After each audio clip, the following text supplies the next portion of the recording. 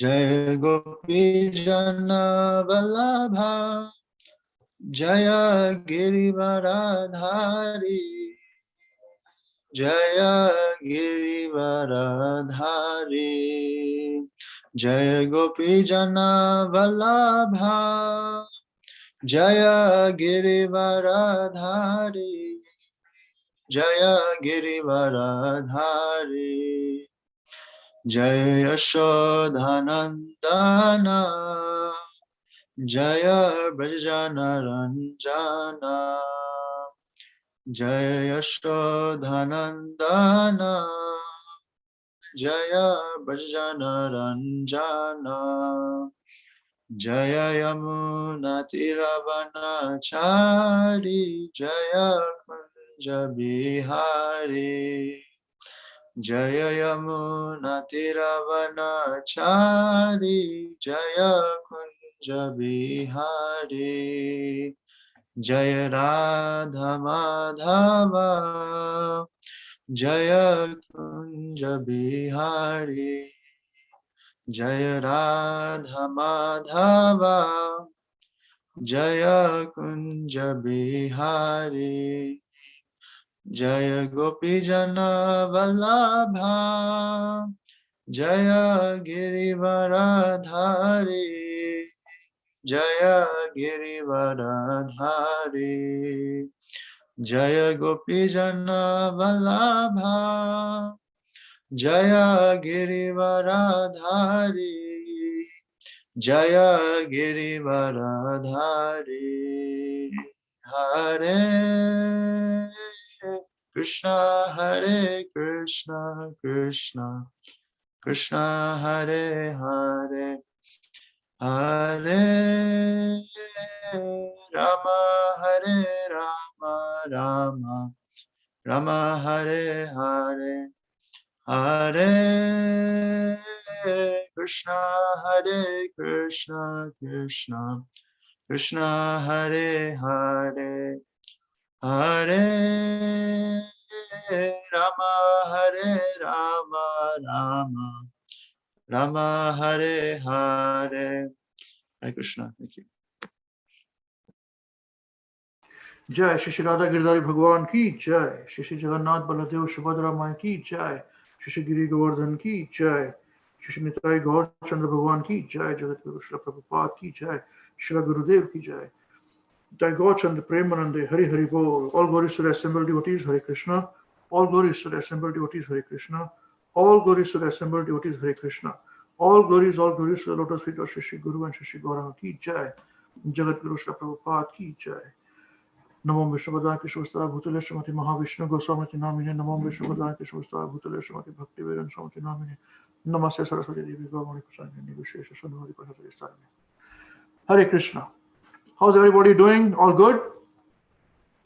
Please show me your smiling faces, if you can. Somewhere you're allowed not to do so.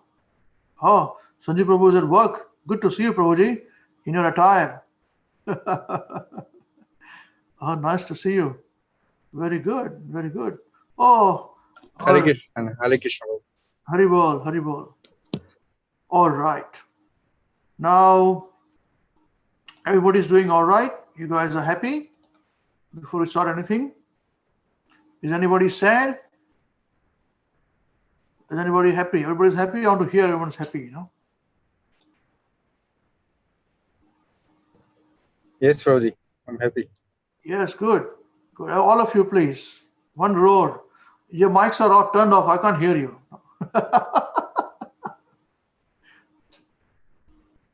So if you don't say you're sad, then it means you guys are happy? Yes, Prabhuji, I'm happy. Very good. Very good, Samya. I'm happy, Prabhuji. Oh, Hare Krishna. Very nice, Subhadra. Krishna, Prabhuji. Hare Krishna, Subhadra. Hare Krishna, Miss Prabhu. Hare Krishna, Navina. You're also happy, huh? Yes. Very good. Both of you are happy. Wonderful. Wonderful. What about others, please? Let me hear from everyone who was here. Yes, Prabhuji, I'm Yes, happy. very nice. Hare Krishna. Yes. Hare Krishna. Yes, Prabhuji, happy. I'm happy too. Very nice. Hare Krishna, mother. Hare Krishna, Prabhuji.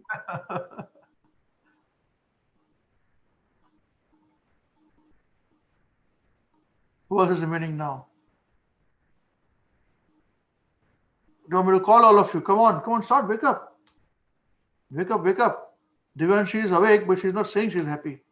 I don't understand if she's happy or not, Prabhuji, I'm doing well. You are doing well. Okay, Yes. I understand. Now, this is a very diplomatic answer. Okay. Yeah. That is good to hear. You're doing well. Wonderful. All right. What about others? Sopan, who is cooking?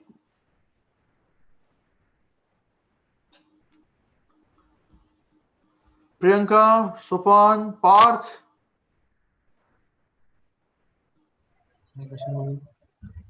You're at work or something? Why are you so quiet? You're at work now? Yeah.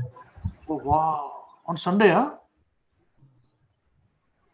This is India. No problem. That's all right. Be there. Because you can hear us, Okay. All right. So now that you all are happy or nearly happy,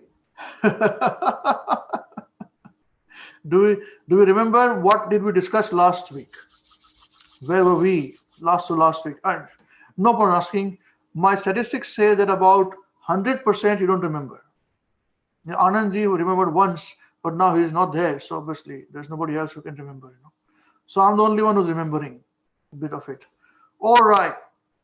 So we are discussing from the science of self-realization, truth and beauty. It's a very hard topic. It's a very dry philosophy topic. Who likes dry philosophy?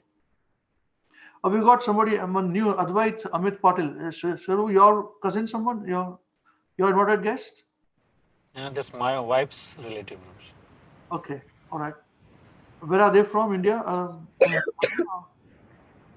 Hare Krishna, Prabhuji. They are from nearby Sangli, Jessingpur. She's my sister, and that's her son's login. Yeah. Okay, very nice. Namaskar. Good to have you. Okay, right. Okay, so this is a dry philosophy subject, truth and beauty. Are we ready for dry philosophy subject? Or we're all going to go to sleep then, including me, Yeah? Or let us try and make it challenging. We should try and make anything a challenge. There's nothing dry. People say that if you cannot go to sleep, you open Bhagavad Gita and read Bhagavad Gita, you will get sleep. All right. So when we find that, Bhagavad Gita is not a sleepy subject, it's very much an awake subject, So let us get into truth and beauty. Now we need a reader. Who would like to read this, please? Any new person like to read? Here, any chance? Prabhuji, I'll read. You want to read? Sure. All right. So we start with it. I'll give you the link here and we'll have a discussion. Because dry subject matter would be good when we are discussing, If there's discussions, then it's all right. Have we start? Srila Prabhupada first published this essay in India. Yes. Srila Prabhupada first published this essay in India, in the old tabloid version of his then fortnightly magazine Back to Godhead, November 20, 1958. It contains the unforgettable story of liquid beauty, in which Srila Prabhupada dramatically exposes the underlying principle of human sexuality. This illuminating exposition of the nature of truth and beauty is timeless and startlingly relevant for those in search of the inner self. You see, this particular essay was published in 1958, 20th of November. Okay, so there are many who say that Prabhupada's teachings and things are getting old now. We must change. So I'm against it. We'll see if this is relevant today also or not. Okay. So let us start. Yes, Mother, please continue. There may sometimes be arguments about whether truth and beauty are compatible terms. One would willingly agree to express the truth. One might say, but since truth is not always beautiful, indeed it is frequently rather startling and unpleasant, how is one to express truth and beauty at the same time? Just stop for a moment. Now I have a question. Is truth beautiful or truth is ugly? I'll ask every one of you. Start with you, Divyanshi. Is truth beautiful or truth is ugly? Truth is beautiful, yes. Truth is beautiful. If somebody comes and tells you truthful, you will be appreciative of the person or you'll be angry with the person. Sorry? If somebody tells you the truth as it is, brutal truth, would you be happy with the person or not happy with the person? I would be happy if the person is being honest, yes. Depending upon what he says, how he says it, and how she says it, how he or she says it, correct?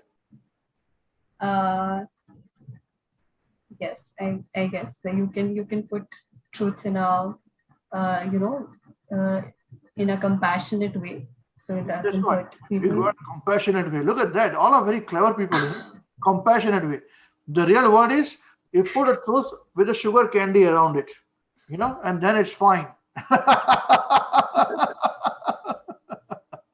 All right. Wonderful. Thank you very much. So, Soumya, what do you think? Truth is beautiful or ugly? Prabhuji, I think truth is, it can be both depending on what the truth is. And it depends on what the thing is, what is the truth and who we are saying it to. For example, if we are saying someone, I've cheated on you, then the person is not going to find that truth beautiful in any way. So that is how it depends. So you choose whether the truth is beautiful or not beautiful. That's what you're saying. We have the power to choose. Is it right? Am I understood correctly? Prabhuji, actually, I think truth is beautiful, but then when we say it, then it can be perceived as beautiful or ugly. Like the person might not like the truth, but at the end of the day, it is better to know the truth instead of being overshadowed by a lie and being unaware of the truth.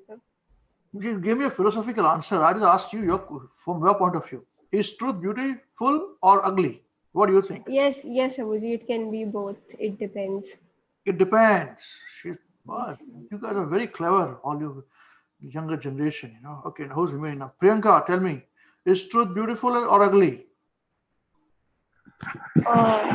Truth is ugly. Ugly. Truth is ugly. She's practical, eh? This woman. That's correct. Truth is ugly. Very good. Thank you very much. Parth, are you at work? So you cannot speak now. You can only hear, huh? You just laugh at us. I can also speak. Yes. I can also speak.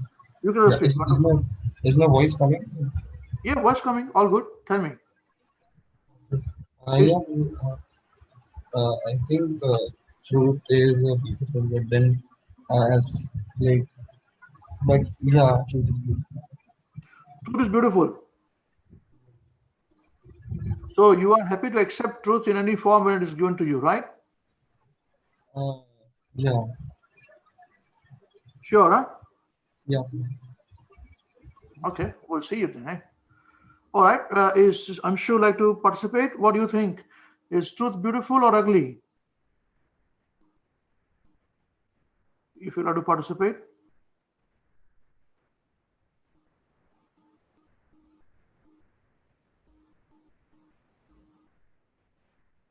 Okay, that's right. We'll leave it at that.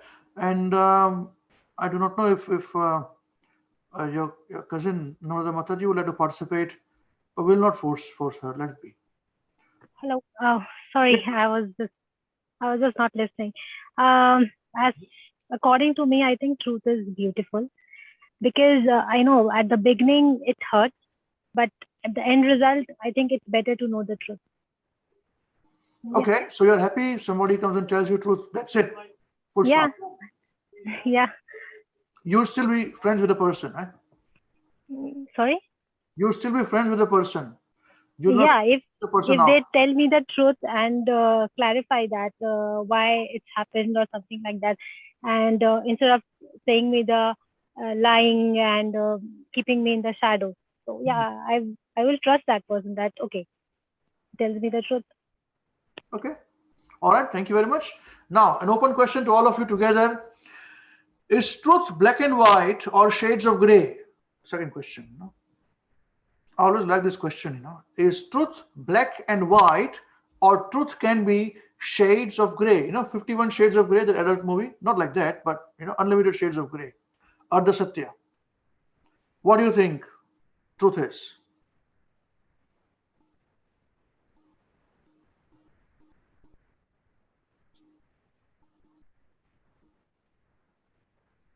Black and white. Yes, tell me, Prath. Black and white. I think Black and it is white. black. Yeah. Truth is black or truth is white. And white. Truth is Yes. black and white. It's not shades of gray. Okay, thank you. No. Thank you. I think we discussed this in the past. I like to bring it again and again all the time. It's very important to me. Yes, yes, please. Others, please. Black and white or shades of gray?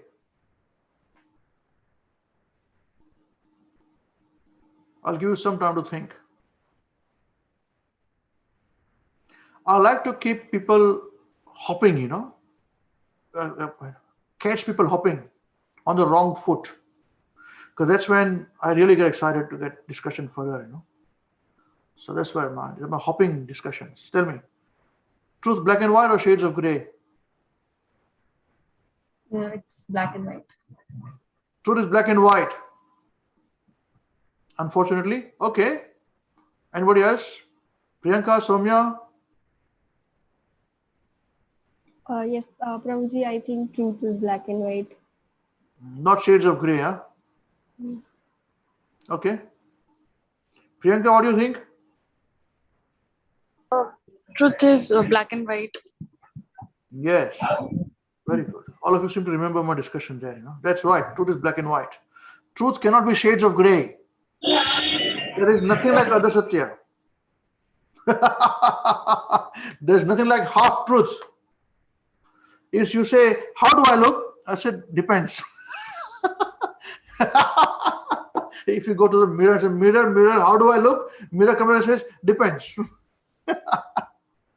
If you press this side, I'll show you your good side. If you press this side, I'll show you your ugly side, So it depends. It'll come.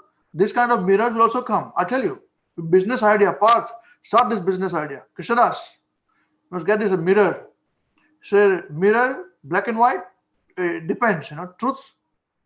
Mirror, this mirror tells you what you want to see, shows you what you want to see, rather than mirror shows what the mirror wants to see. But mirror has no mind by itself, but it is truthful. Okay? Right. So truth is black and white. So it is not shades of gray. And is truth beautiful or ugly? Well, I tell you what. Truth is always beautiful, but we are ugly. So we don't like to hear truth. Yeah? And that's the reason why when a person speaks the truth, we hate the person. I can tell you, even with all our training over many, many years, when push will come to shove, and when we tell you to do something and you don't want to do it, you will leave our association. I'm telling you, you will forget what all you had been given. Right now, you all listen very nicely. Yes. But when it comes to that raw nerve, when it is touched, you say, I don't want to go there. It is very bad. Hare Krishna, WECAN. Nonsense. This Ambarisa talks all nonsense all the time, full of himself. I don't want to go there. It's the truth. Because it hits me also. I'm a human being too. But one has to work towards appreciating the truth. Because by nature, we all are not very good people. Do you believe? Do you believe, please? By nature, by birth, we all are not very good people.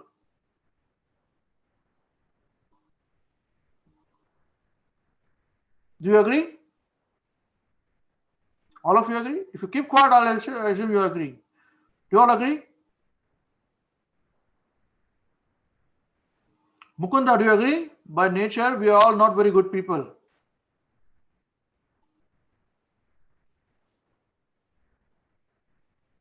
He just joined. We dumped him in a hot pit, eh? Come on.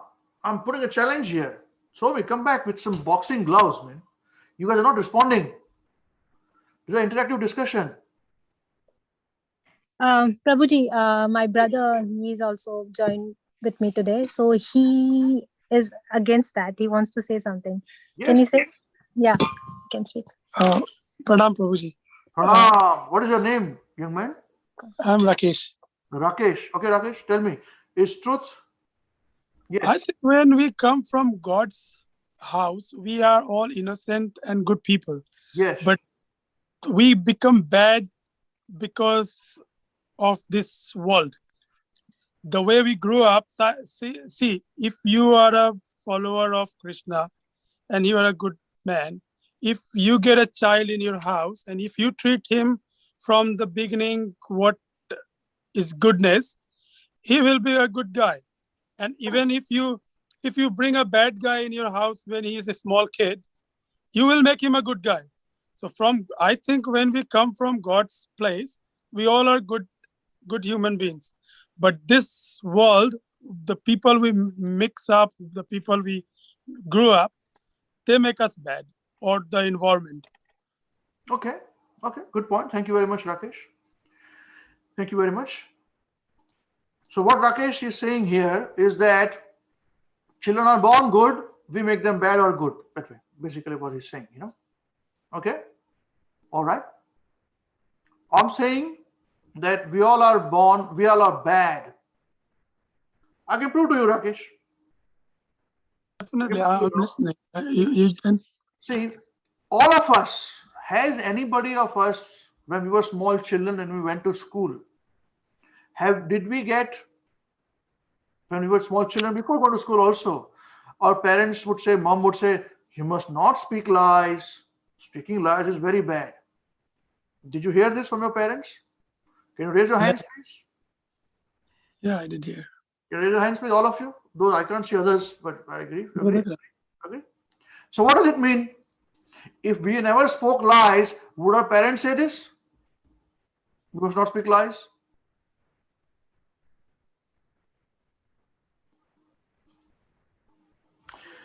Parents would say, you must always be a good person. Don't be a bad person. When they go to school, they say, you must find out, when we go to school and college, you say, find out those people, those students who are good and associate with them. Correct? Because by nature, we can associate with anybody. Bad things influence more to us. So in a way, you are right, Rakesh, that how parents have to influence us. They have to manage the children.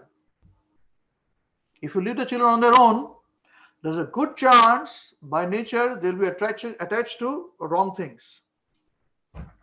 But look, I grew up in India. I grew up, I saw kids growing up in a slum. I saw kids, their parents at home, they use bad language and the kids learn those. They fighting, absolutely not treating people well. So those are the parents, they don't give enough time with the kids. The parents who give good time with the kids, if straight away, if the kid steals someone's stuff and bring it home, they try to stop them, try to teach them, then they try to grow them up with goodness. But some kids, when they don't get that treatment, they go to the wrong direction and they learn all the bad things. Of course. I'm not talking about the parents teaching them. I'm saying by nature, by birth.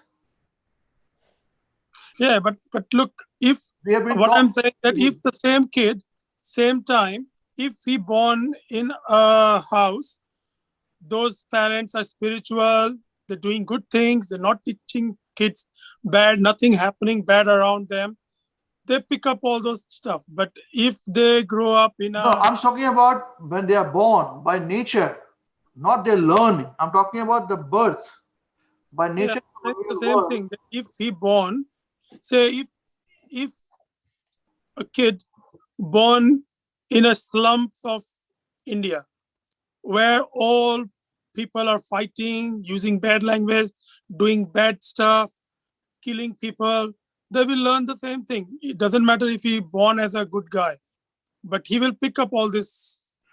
See, what I'm trying to say is that you're talking about the circumstances teaching the child. That is not what I'm talking about. We are talking of two separate things. I'm saying one is born. You understand this point? Yeah, but how would we know then?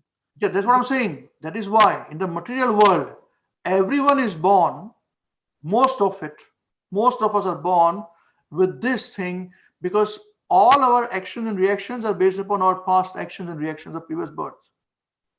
Only when those who are very saintly, those are different breeds, they are born, they don't have to be taught, you must not speak lies, you must do right things only, you must not do wrong things, etc.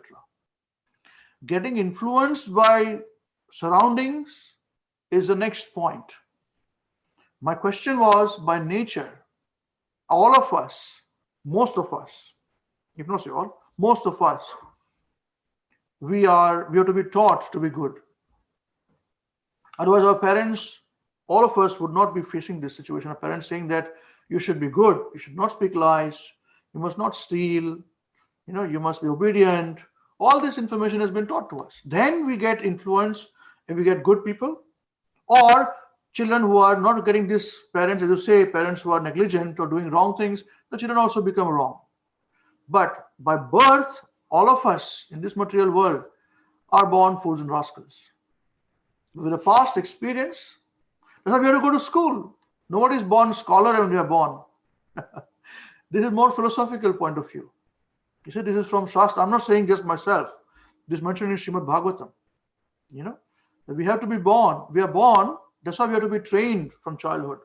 And this life finished, when you get next life, again starting from scratch. But the impressions that we have got this life would influence next life. So if you don't go back to Godhead, if you're not pure enough to go back to finish our life and death in this world, and we are born again in this world, then again starting.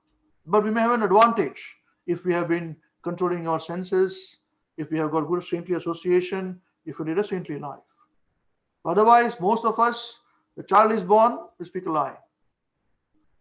And we will say, we are so clever, we will say, Ambarish Prabhuji, this Krishna whom you worship, even he lied.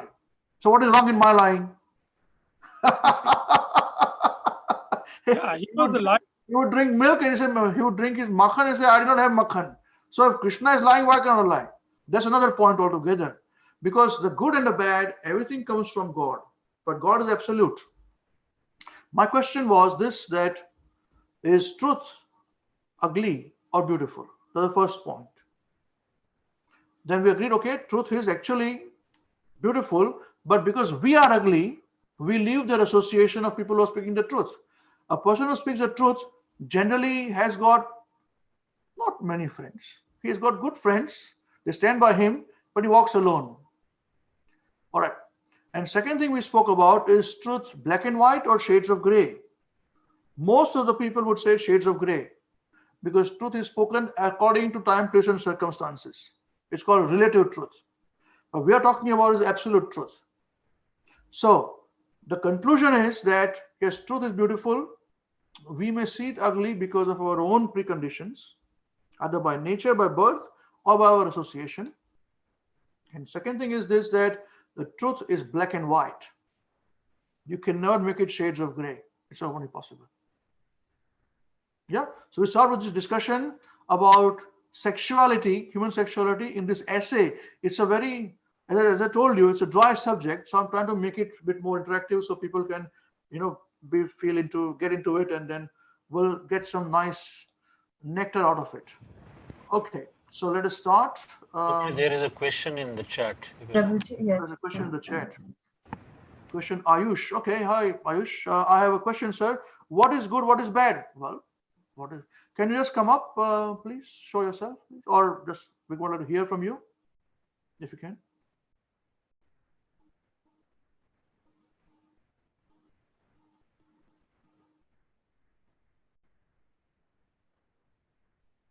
Are you there, Ayush? Are you with us? Would you like to No, speak? Prabhuji is saying something in the chat. There is a glitch, I think. There's a glitch in my audio. Okay. In my audio. Yeah. No problem. I can see that now. All right, Ayush. So, what is good? What is bad? See, the moment we talk about individual like us, okay, we come to the relative truth platform. That's why we say shades of gray. The moment you go to shades of gray, it becomes relative.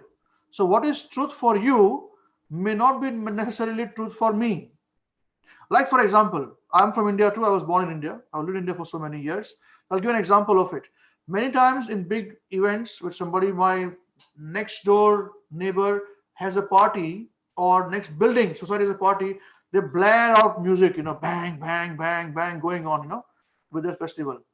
And here is my examinations. And I'll say, man, why? Just can you tone it down a bit? He said, no, why should I? This is my festival. This is my birthright, I'll do it. You see? So technically speaking, that person says, my festival, I'm ready to do it. I'm saying he's wrong because I want to study. He wants to enjoy. I want to study. You see? So truth becomes shades of gray for this kind of people. When we used to do programs in a center, I used to send Avinash Krishna Prabhu and Sanjeev Prabhu all the time, when they would blare out music from other rooms, center, and we would tell them, we had a punchline to say, your people would have their birthdays or marriages, and we would have our own center, meditation center, being quiet, like we are quiet now discussing, and suddenly bang, bang, bang, bang, bang, huge music will come, So we would go and tell them that very nice, you are having a good party. He said, yes. Marriage party. He said, yes. I said, very nice. We wish you have very good marriage party. And you said, we have a request, like you have paid money, we have also paid money, and you want to enjoy, please, you must enjoy. So also us, So why don't you just tone it down a little? Maybe close the door, and we will also close our door. So you can also enjoy, we can also enjoy. So somewhere we have to find a compromise. But the truth in saying that is the fact that here we are talking about our universal truth, Ayush, which is beyond what is for you and me. You cannot argue about it. Like the truth, if somebody tells us the truth, we should be ready to accept it. And we should be having the skills to understand whether this truth is beneficial or not. That's why I took the example of a mirror. If you ask a mirror, mirror, how do I look? The mirror will tell you, big, fat, and ugly, or beautiful, or whatever you want to think. You see yourself there. So generally speaking, before we come and become devotees of Krishna, we have to first of all become good human being. And when we have got human being, then we have to understand each other's point of view also. Now, each other's point of view also is very broad subject. It becomes logical. And logic meaning you can talk about logic till the time the cows come home. Those political debates that they have, I'm right and you're right, and there is debate, let's debate. And those guys make money out of debating TRPs and television, We're not talking about that. Just like in the court of law, when there is a case going on, and the judge is sitting there, the lawyers would argue a particular case, and they say, according to this section, this law, this word is spoken. And in this particular case, at that time, this was allowed. So I rest my case, allow me this, grant me this. It is not that the lawyer will say, I believe it is right, because of this reason. The lawyer says, no, I believe it is wrong because of this reason. Not that way. It has to be with the court of law.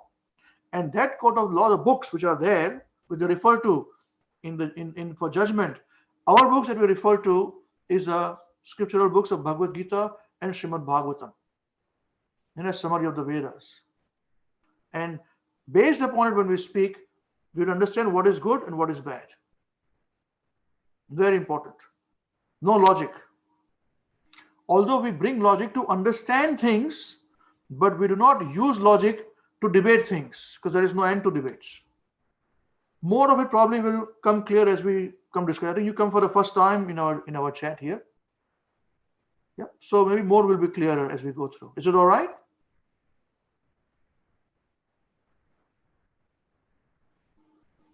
Truth and lie always seem to be relative.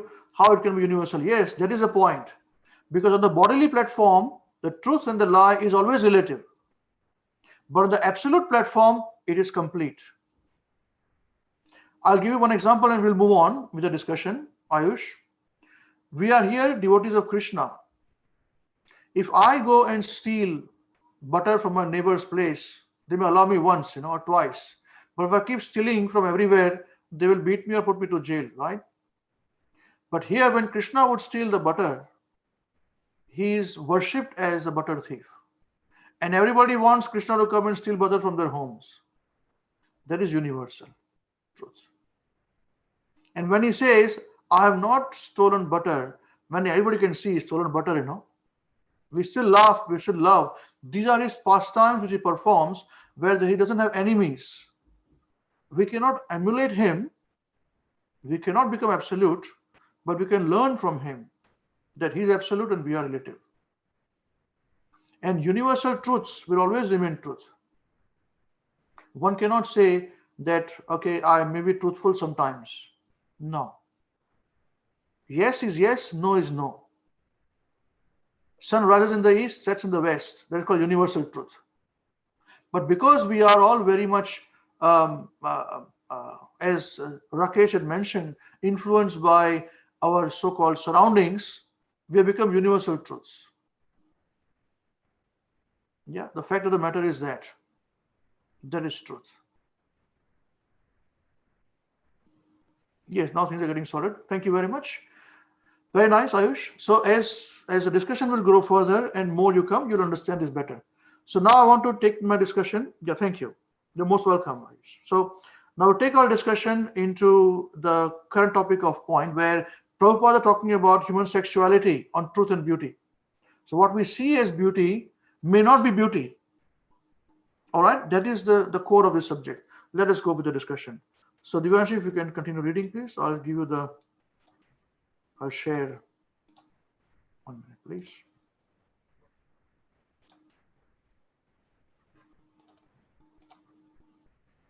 There we go.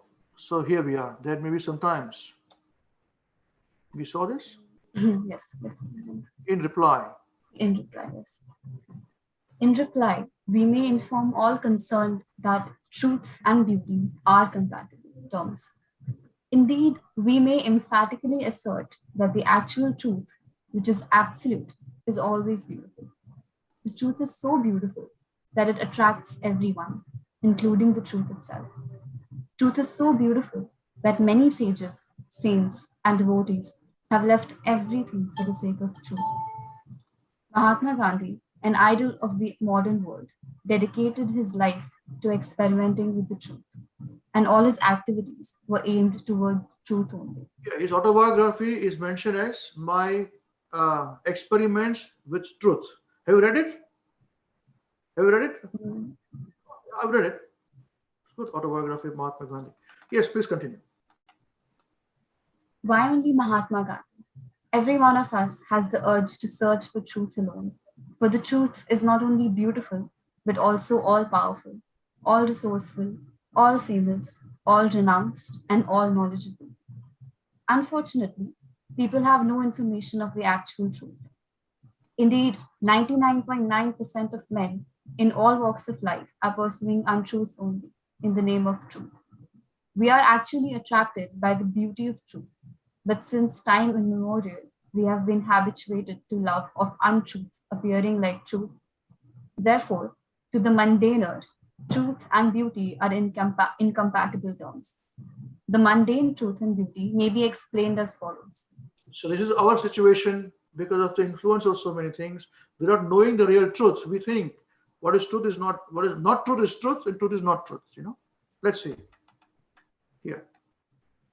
Once a man who was very powerful and strongly built, but whose character was very doubtful, fell in love with a beautiful girl. The girl was not only beautiful in appearance, but also saintly in character, and as such, she did not like the man's advances. The man, however, was insistent because of his lustful desires, and therefore the girl requested him to wait only 7 days. And she set a time after that when he could meet her. The man agreed, and with high expectations, he began waiting for the appointed time. The saintly girl, however, in order to manifest the real beauty of absolute truth, adopted a method very instructive. She took very strong doses of laxatives and purgatives, and for 7 days she continually passed loose stool and vomited all that she ate. Moreover, she stored all the loose stool and vomit in suitable pots as a result of the purgatives, so that the so-called beautiful girl became lean and thin like a skeleton. Her complexion turned blackish, and her beautiful eyes sank into the sockets of her skull. Thus, at the appointed hour, she waited anxiously to receive the eager man. The man appeared on the scene, well dressed and well behaved, and asked the ugly girl he found waiting there about the beautiful girl he was supposed to meet. The man could not recognize the girl the man could not recognize the girl he saw as the same beautiful girl for whom he was asking. Indeed, although she repeatedly asserted her identity, because of her pitiable condition, he was unable to recognize her. At last, the girl told the powerful man that she had separated the ingredients of her beauty and sorted them in pots. She also told him that he could enjoy those juices of beauty. When the mundane poetic man asked to see these juices of beauty, he was directed to the store of loose stool and liquid vomit, which were emanating an unbearably bad smell. Thus, the whole story of the beauty liquid was disclosed to him. Finally, by the grace of the saintly girl, this man of low character was able to distinguish between the shadow and the substance, and thus he came to his senses. This man's position was similar to the position of every one of us who was attracted by false material beauty. The girl mentioned above had a beautifully developed material body in accordance with the desires of her mind, but in fact, she was apart from that temporary material body and mind. She was in fact a spiritual spark, and so also was the lover who was attracted by her false skin.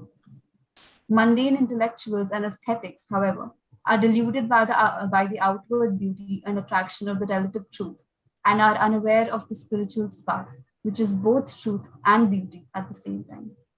The spiritual spark is so beautiful that when it leaves the so-called beautiful body, which in fact is full of stool and vomit, no one wants to touch that body, even if it is decorated with a costly costume.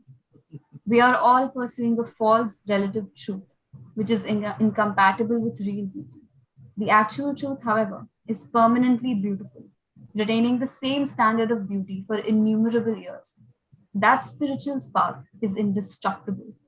The beauty of the outer skin can be destroyed in only a few hours, merely by a dose of a strong purgative.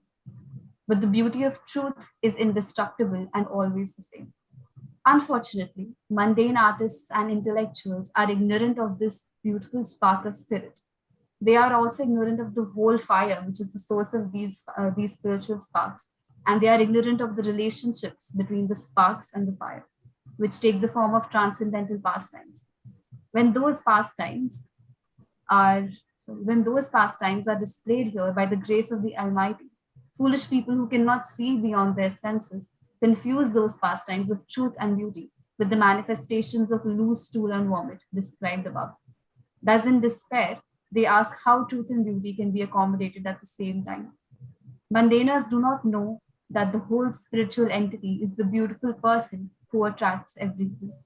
They are unaware that he is the prime substance, the prime source and fountainhead of everything that be. The infinitesimal spiritual sparks, being parts and parcels of that whole spirit, are qualitatively the same in beauty and eternity. The only difference is that the whole is eternally the whole and the parts are eternally the parts. Both of them, however, are the ultimate truth, ultimate beauty, ultimate knowledge, ultimate energy, ultimate renunciation, and ultimate opulence. Although written by the greatest mundane poet or intellectual, any literature which does not describe the ultimate truth and beauty is but a store of loose stool and vomit of the relative truth. Real literature is that which describes the ultimate truth and beauty of the absolute. Jai. Srila Prabhupada ki Jai. Thank you very much. Yeah. So what Prabhupada are saying here is that ultimately even the literature, if it is truthful, if it is absolute, it will always be relevant. Like the instructions of the Bhagavad Gita, Krishna gave 5,000 years ago. It's relevant even today. Okay. Now, before we come to this very spiritual part, can you just summarize what Prabhupada is just trying to say in your own words?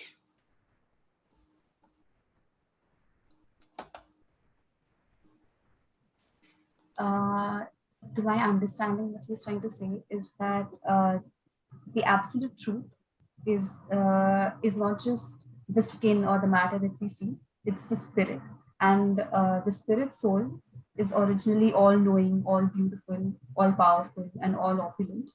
And we confuse, we don't understand because we're on the bodily platform. We don't, we only see the relative truth and we fail to appreciate the absolute truth.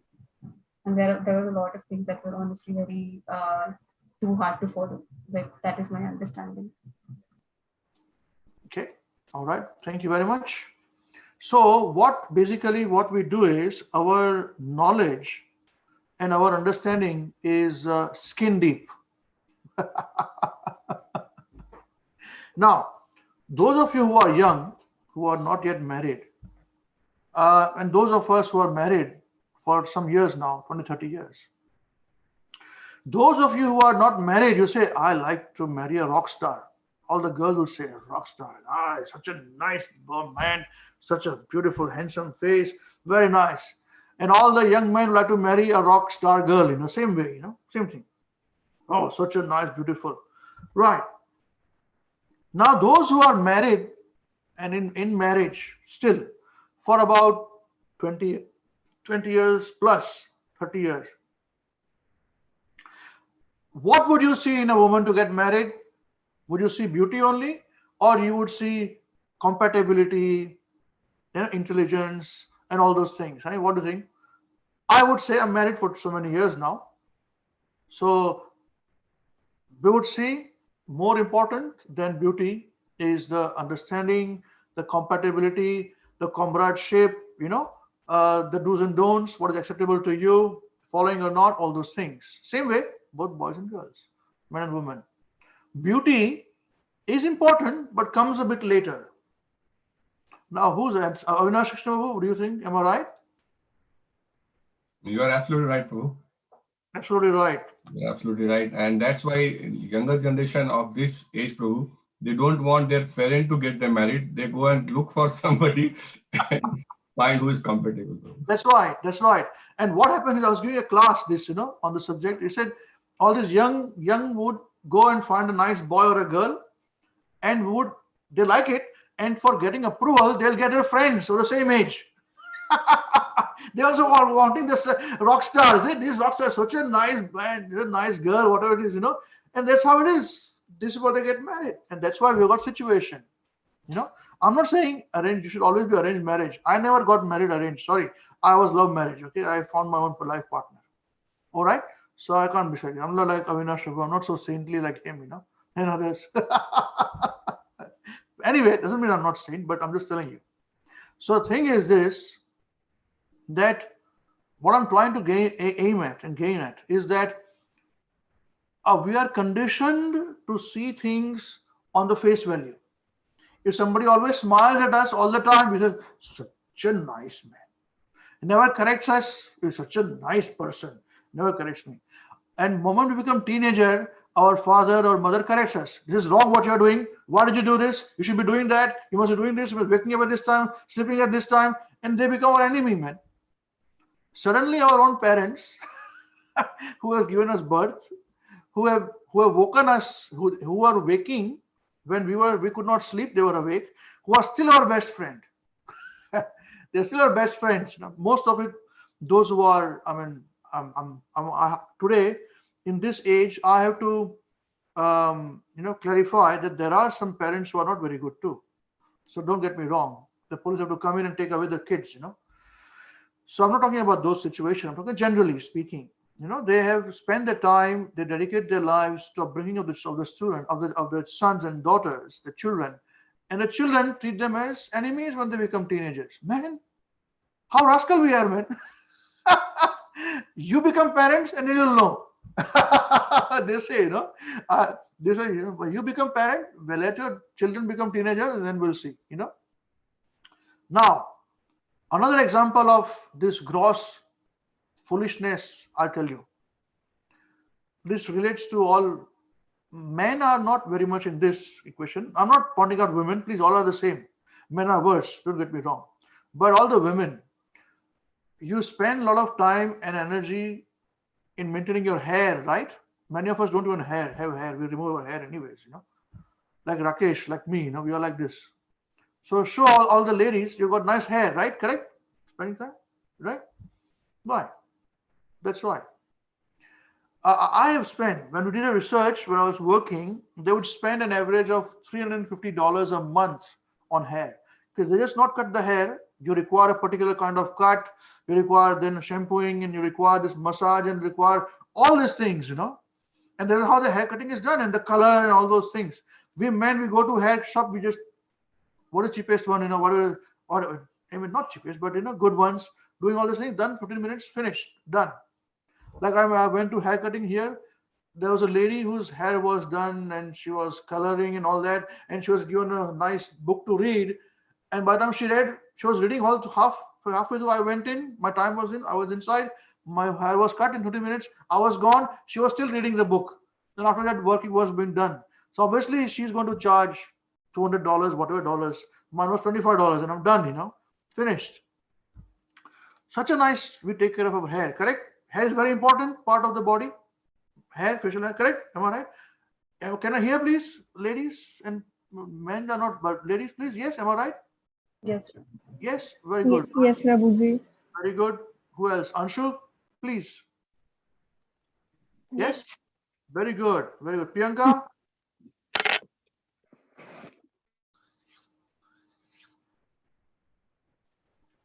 Okay, maybe she's busy, not worry.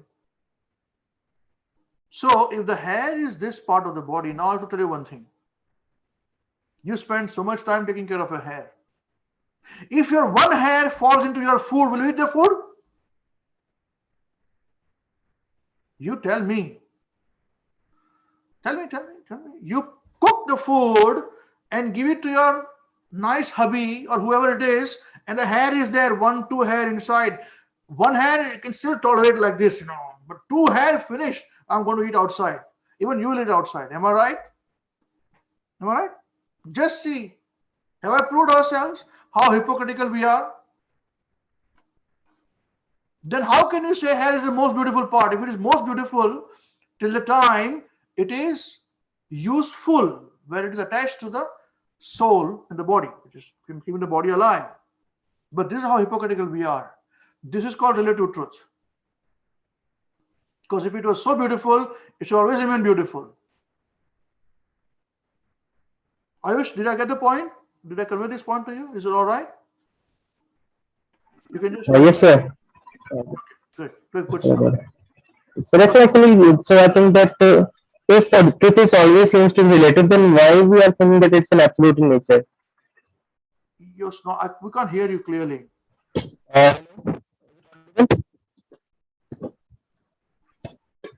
Hello. Yes. Yeah. My question is that in all those examples, it seems that like truth is always relative. So why are we defining it's like in absolute and black and white? Yeah, that's what I'm saying. Right now, for us to understand what is absolute, we should appreciate what is relative. That is the first point. To understand God, we have to first understand what we are. To associate with very godly personality, at least we have to become godly. So right now, with all our inhibitions, all our thinking, we want to come and approach God. Show me God. Wow. Did we become postgraduate in one day or what? We have to go to kindergarten, then we go to primary school, then we go to secondary school, then we have to pass, and then we have to go, college, and then all those things. Similarly, because the way that we have led our life, we are surrounded by relative truths. Now, for the first time, all of us who are coming in this discussion, we are experiencing some absolute. So just like Krishna, nothing is abominable from him. For us, our beauty is skin deep. Moment all this, the stool and pus that we have got in the body, our body is made up of bone, blood, stool, bone marrow, all these things. You remove that from the body, it is very ugly. You can't. Man, we go to toilet, we can't live in the toilet whole day, man. We have to finish up and run away and spray all those, to keep some nice smell coming out. This is how foolish we are. Yes, sir. Sorry? So actually, yes, sir, I got your point. Actually, like you gave the example of teaching of Markan by Krishna. Just a minute. Yeah.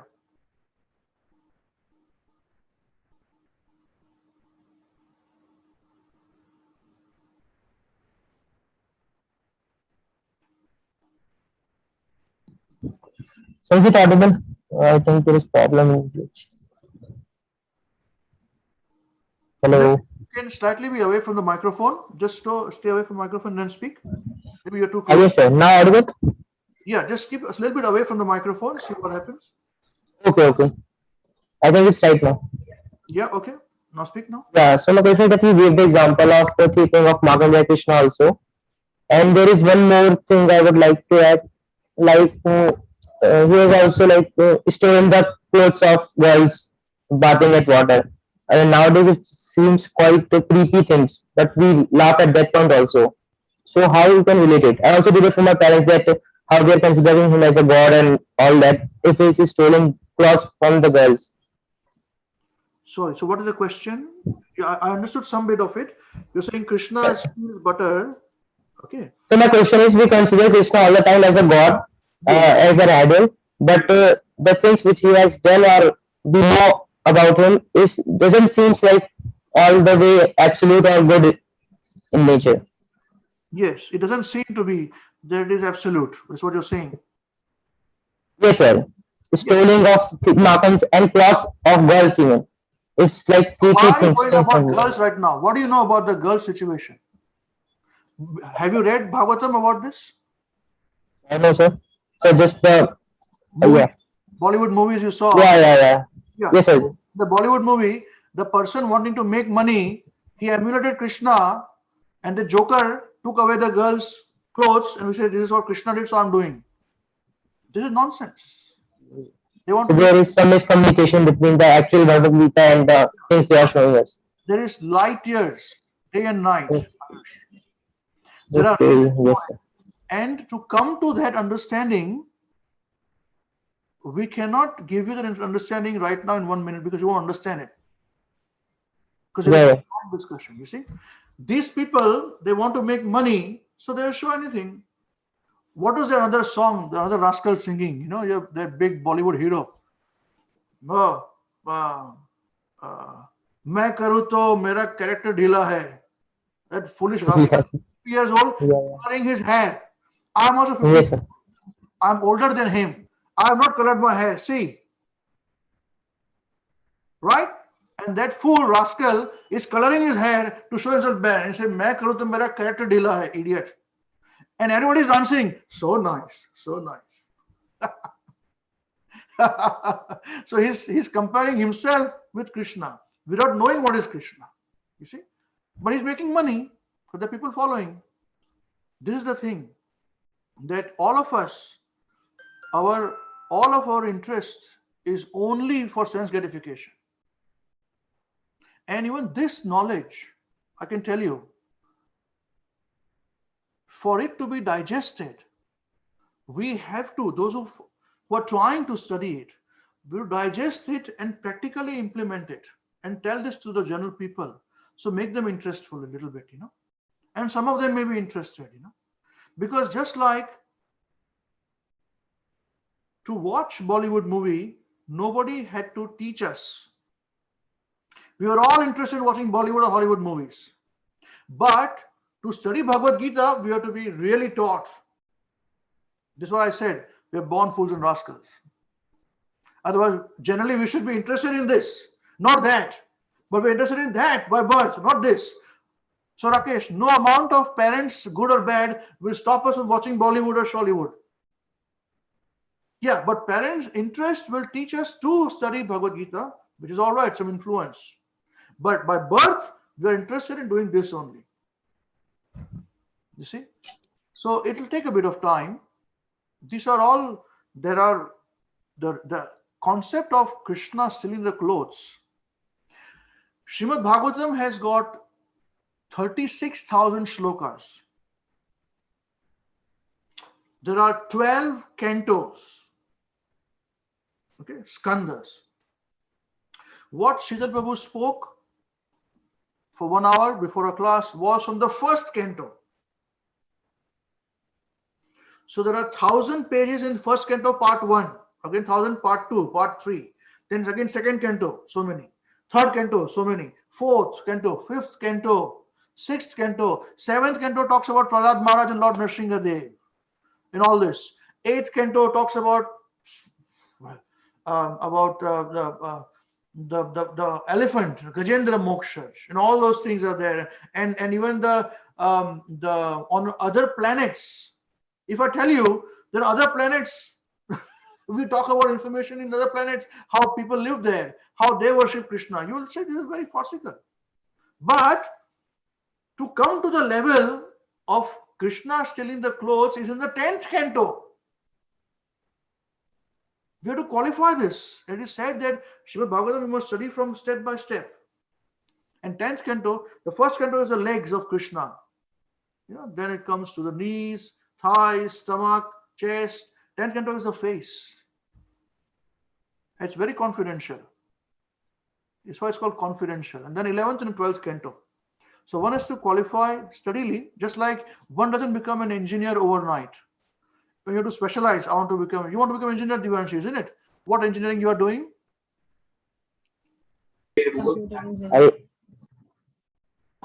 Sorry, which one you are doing, Divanshi? Computer engineering. Computer engineering. Right. Ayush, what are you studying, Ayush? So electrical engineering. Electrical engineering, right. So now if you are a small child, 3-year-old child or 5-year-old child going into kindergarten, do you think you can teach kindergarten kids straight electrical engineering? You say, man, you have to start from your kindergarten first, then primary school, then secondary school, then high school, and then college, and then select specializing, and then study that, and then you become that. Exactly the same way you have to understand spiritual things. And it is only Srila Prabhupada who has given us this knowledge in a systematic basis, which can be taught. And somehow or other, we are trying to fulfill the mission of our Guru Maharaj, who followed Prabhupada, to say that make sure that you all study, you teach people to study these books, and then give them information which they can understand, they can relate to. Then they will be interested. That's why with all our work, all our business, all our family issues like you all have got, we are the same thing. We are business people. Jobs, business, properties, whatever we've got, same thing. Taxes, all issues. We still say no, we have to come on Sunday and make sure that we are there, we learn, we prepare, and we teach. And now we've got all these people who are like you, who have joined us for many years, after 8-10 years. Then now they are doing it for us. They're teaching like Avinash Prabhu, after him there's Sheetal Prabhu and Sanjeev Prabhu and all of them. They have been trained this way. So please, my request to you is, at least you are an honest person. I found it very good. You picked up this point that what you see in the Bollywood and all is they want to make money, easy way. It may not necessarily be true. And they want to show these Bollywood stars to be like Krishna. What nonsense. But one thing is there, the actual thing of being a hero comes from Krishna. That is the point. The love we always shown with men and women is actually originally the propensity of love which exists in the spiritual world between Radha and Krishna. That is manifested in the material world as a perverted reflection between boy and a girl. That's why we have all these Bollywood stars and all the emulating. So if you have got some knowledge of what is Golok Vrindavan, Vaikuntha, then you will see that even in the material world, when people decorate their gardens nicely, with the nice gardens and spots and all, these are nothing else but our inner desires to manifest Vrindavan, which is existing in the spiritual world, in this material world. This is the truth. So there is an absolute truth. There are relative truths. When we do not know absolute truth, we are in relative truths. And relative truths are what the whole world is, as we studied, Prabhupada says. Whole world is attached and bodily platform, as we said, And we proved it in a more simplistic form, just like our hair, We take care of our hair so nicely, brush, clean, and oil, and so many things are going. But hair goes into the food, we won't eat the food, So I will remove it, People like me may remove the hair and eat the food, that's all right, but others may not like to eat it. That's it. In a restaurant, if the cook's hair goes inside, finished, Restaurants, it will close down, basically. You say, I'm paying money, what is this hair in this food? Get out of here, So that is how hypocritical we are. So first point, as we study, we are taking our first steps, is to understand the relative truth. It takes time, and the association of right devotees, we can do this, Yes, Ayush, you want to say something? So sorry, but I have just one question, that if the truth is absolute and stealing a Makan is absolute, so if I stole the Makan too, then it's the same thing or the different? Yes, different, because you are not God. That's what I said. If I steal Makan or steal anything, they'll put me to jail. So, but the truth is absolute, so in that sense, it's the same action. No, action, you're talking about action. There is no truth. Action performed by not absolute person is always relative. But action performed by absolute truth, Krishna, is absolute. That's why even today, those devotees of Krishna, or anybody, loves when Krishna takes Makan. Because he's absolute, he's God. We are not God. That is the point. That's the whole point. Okay, sir. Thank you. It will take a bit of time. All right. Wonderful. Thank you very much. So anything else, any questions we got before we finish today's discussion, please? Prabhuji, I have a question. Yes, Devanshi. So we established that on this material platform, truth is relative. Yes. So, so then what is the meaning of being truthful? What do you mean? Meaning that it's like so I was having the same discussion with somebody about truth being absolute and relative, and he gave me this example that if suppose I have an important meeting that I don't want to attend, so I have to go with a car to that meeting, and knowing that I have to go in the meeting, I don't get I know that there is some problem with the car, so I don't get the car checked, I don't get it corrected. And in the morning when I'm trying to travel, the car breaks down. So I call my boss and I tell him that I won't be able to make in the meeting because my car is broken down. So technically it is truth. But the reality is that I didn't get the car checked or fixed because I didn't want to go in the meeting. So what is the meaning of being truthful in this situation? It was a very his question was that is truth merely just a combination of all the facts, or is it more than that? No, the fact of the matter is that he did not want to go to the meeting. That is true. Yes. Yeah. And because of that, he did not check the car.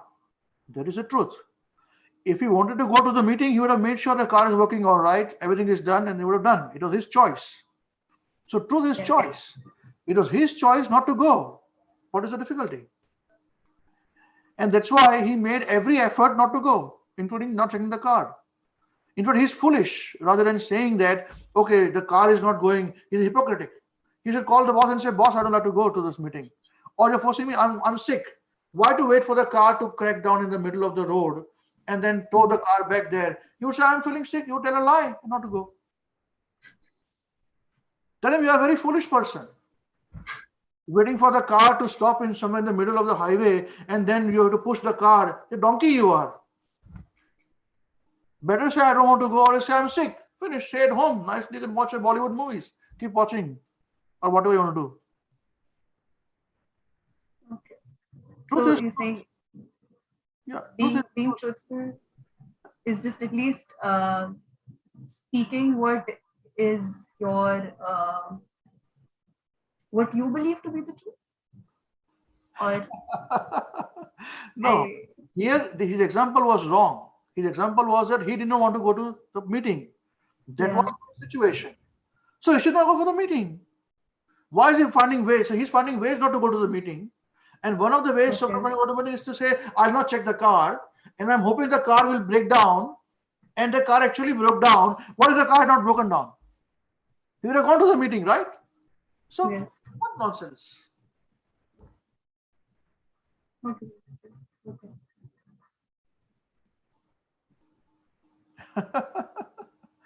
Truth is truth. Untruth is untruth. You all know. Everyone knows. Even a child knows when he's speaking the truth and not truth. You see? So even these basic things, we as adults have to be taught to go back to basics. You see? And because we do not want to, we find so many things because we are conditioned over so many lifetimes on this point, you know. But it's good to start at least a debate that we can debate with ourselves. You know, in the scripture that is mentioned, there are 8.4 million species of life existing all around the universe, including other planets. Now, you may not believe life exists in Mars and Jupiter. Don't worry about it. That's another point. But what is the difference between a human species and other species? There's a big difference between a human species and other species of lower animals, birds, or higher species from human, like demigods and devas and all that. What is the difference? There's one difference. The characteristics of a human being, any human being, is self-introspect. You will know when you're a rascal, you're lying, you will know. You're making stories, you will know. You're not making stories, you will know. So, but the truth has to be, if it is absolute, in the absolute order, it will be truthful. You will understand this. This is what we are teaching you here. And all knowledge cannot be given in one day, otherwise you will not be able to digest it. Yeah. Good. Very nice. All right. Anybody else has to say? We are about 18 minutes away above our time, but I'm happy to take any questions or what we discussed so far.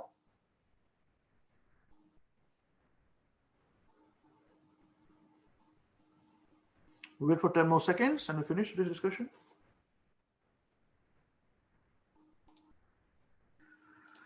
Right. Okay. So thank you very much. We finished our discussion today. Now, next week we'll meet same place, same time. 5 to 6 would be our other class for seniors. Either one of our counselors will take, or I'll have a guest speaker come. And 6 to 7 will be this interactive class where we discuss different concepts of Bhagavad Gita. These are all Bhagavad Gita concepts and Bhagavatam concepts. At this stage, we can debate. We can see things from upside down. And we are happy to do this stage for a long time. After this stage, some of you will be moved to the next level as you give class as you're ready. Okay? But as we said, no knowledge can be given in one day. It has to be, we are happy to spend time with you. Yeah, it's up to you how you take it, accept it or not, you know. Right, so we'll be singing a 3-minute prayer, which our Guru Maharaj had said. So who's going to sing today? You're going to sing, Navina. Very nice. Okay, well then, here you go. You can sing. We'll keep you on the main screen. So it'll take about 3 minutes for these prayers, please, if you can hang on. Otherwise, next week we meet at the same time. Yes, and also a reminder, Babuji, I think by next 27th is realization. Yes. We did last week. We did last week, realization. Yeah. Next by next, 27th. Yeah. Yeah, that's okay. Not next week. Okay, let's start.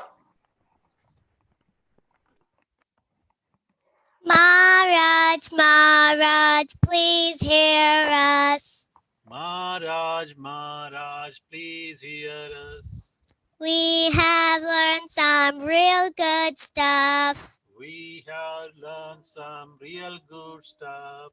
Maharaj, we have learned one thing. Maharaj, we have learned one thing. And today for you we will sing. For you we will sing. If our room is clean, If our room is clean, then our mind is clean. then our mind is clean. If our mind is clean, If our mind is clean, we can do anything. we can do anything. If our room is dirty, If our room is dirty, then so are we. then so are we. And if we are dirty, We are dirty. we are not happy. We're not happy. Wasting time Wasting time is the greatest crime. is the greatest crime. Because wasted time Because wasted time means a wasted mind. is a wasted mind. So best use your time So best use your time when you're in your prime. when you're in your prime. And your whole life Your whole life will be sublime. will be sublime. If your wealth is gone, If our wealth is gone, then there's nothing wrong. then is nothing wrong. But if your health is gone, If your health is gone, that's a different song. that's a different song. But if your character dies, But if your character dies, then the world will cry. then the world will cry. Only saintly behavior Saintly behavior lets humanity thrive. lets humanity thrive. Hare Krishna, Krishna Krishna, Hare Hare, Hare Rama, Rama Rama, Hare Hare. Hare Krishna, Krishna Krishna, Hare Hare, Hare Rama, Rama Rama, Hare Hare. We must always remember Krishna We must always remember Krishna and never forget him too. and never forget him too. But how are we to practice this with so many things to do? But how are we to practice this with so many things to do? That is the greatest question. That is the greatest question. And here is the greatest clue. And here is the greatest clue. You must learn to work so nicely that Krishna remembers you. You must learn to work so nicely that Krishna remembers you. So listen very closely So listen very closely and make your thinking sharp. and make your thinking sharp. We must We must learn to learn to work so nicely that Let's learn how we can learn to work so nicely that Krishna remembers us. Let's learn to work So nicely that Krishna remembers you. Let's learn to work so nicely that That Krishna remembers you. Listen very So listen very closely So listen very closely and make your thinking sharp. and make your thinking sharp. Let's learn how we Learn can how we can live and work so Krishna won't depart. Let's learn how we can live and work so Krishna won't depart. This is how to live, to No, work. no. If something is due tomorrow, If something's due tomorrow, finish. something is due tomorrow. If something's due tomorrow, No leading. If something is due tomorrow, then finish it today.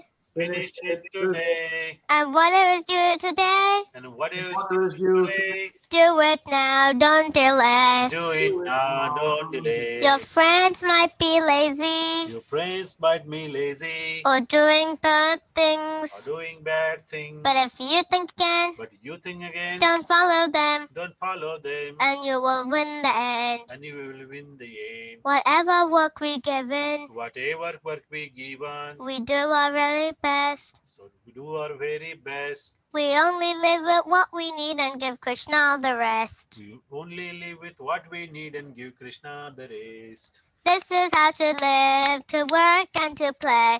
If you learn to live this way, you'll see Krishna every day. This is how to live, to work and to play. If we learn to live this way, we'll see Krishna every day. And when our time is up, we take ourselves above. We sing and dance with him with our hearts full of love. And when our time is up, he'll take us up above. We'll sing and dance with him with a heart full of love. So chant Krishna's names, his glories and his fame. It's only when his word you can ever become saved. So chant Krishna's names, his glories and his fame. This is the only way this world will ever become sane. Now please ask this greatest question. Now please ask this greatest question And find this greatest clue. and find this greatest clue. You can only remember Krishna, We can only remember Krishna but Krishna remembers you. if Krishna remembers you. Hare Krishna, Hare Krishna, Krishna Krishna, Hare Hare. Hare Krishna, Hare Krishna, Krishna Krishna, Hare Hare. Hare Rama, Rama Rama, Hare Hare. Hare Krishna, Hare Krishna, Krishna Krishna, Hare Hare. Hare Rama, Rama Rama, Hare Hare. Srila Mahavishnu Goswami Maharaj Srila Gurudev ki jai. Jagat Guru Srila Prabhupada ki jai. Sandhajate Shri Krishna Sankirtan Mahayagna ki jai. Santa Koti Vaishnavinda ki jai. Jai. Chanda Premanande. Hari Hari Bol. Namo Vishwadaya Krishna Bhutale Shrimati Mahavishnu Goswami Namine. Namo Vishwadaya Krishna Bhutale Shrimati Bhaktivedanta Swami Namine. Namaste Saraswati Devi Gaurmani Prachayana Nivishesha Hari Prasada Isai. So Hare Krishna, we'll see you next week, same place, same time, to the time. Till then, chant Hare Krishna and be happy. Hare Krishna. Hare Krishna. Hare Krishna. Hare Krishna. Hare Krishna.